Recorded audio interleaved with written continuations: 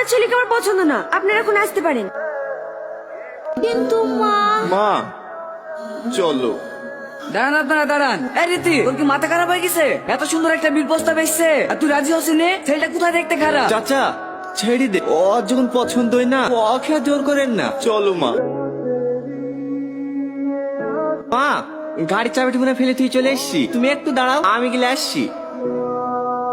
তুমি ভুল বোঝো না চাচা, আমার ওকে খুব পছন্দ, কিন্তু আমি যদি এখন বিয়ে করে শ্বশুর বাড়ি চলে যাই তাহলে আমার ভাই ঢোকার কি হবে? ও তো এখনো পর্যন্ত একটা কাজও করতে পারে না। আমি চলে গেলেও না খেতে পেয়ে মরে যাবে। শুধু ভাই ঢোকার মুখ পারে তাকি আমি এই বিয়েতে রাজি হইনি। তুই এই কথাটা ওদের সামনে বলতে পারতি। ওরা যা মানুষ দেখুনো, দরকার হলে তো ভাইটাকেও সাথে করলি যাইতো।